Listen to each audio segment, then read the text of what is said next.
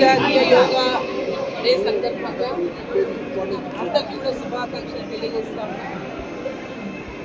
Yoga day సందర్భంగా ఇవాళ మన ప్రధానమంత్రి కూడా మన తెలుగు రాష్ట్రం పక్క రాష్ట్రమైనటువంటి ఆంధ్రప్రదేశ్లో ఈ యోగా కార్యక్రమంలో యోగా దినోత్సవంలో పాల్గొంటున్నారు. ఇవాళ అక్కడ వాళ్ళక్కడ పాల్గొంటున్నారు.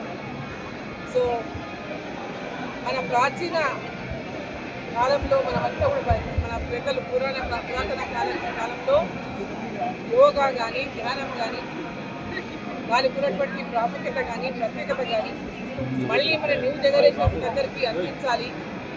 మన సనాతన ధర్మం ద్వారా వచ్చినటువంటి యోగాని అందరూ కూడా పాటించాలి.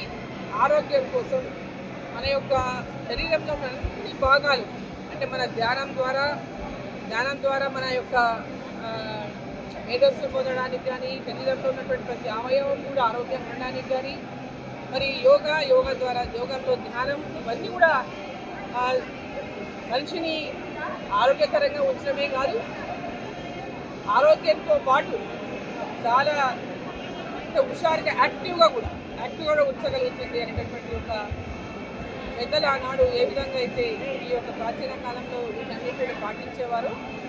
మన ప్రధాని నరేంద్ర మోదీ గారు ప్రధానమంత్రి అయిన తర్వాత యోగాకున్నటువంటి ప్రత్యేకతను దానికి ఉన్న ప్రాముఖ్యతను ప్రపంచానికంతా చాటి చెప్పింది.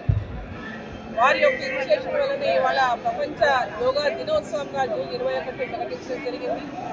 ఈరోజు మన దేశంలోనే కాదు ప్రపంచ దేశాలన్నింటిలో కూడా యోగా దినోత్సవాన్ని పాటిస్తూ ఉన్నారు జూన్ 21గా. మరి ఈరోజు గ్రామాల్లో కూడా యువత పెద్దవాళ్ళు అందరూ మిడిల్ ఏజ్ వాళ్ళు ప్రతి ఒక్కరు కూడా ఈరోజు యోగాని చేయాలనేటటువంటి వాళ్ళ ఆరోగ్యాన్ని మంచిగా ఉంచుకోవాలి.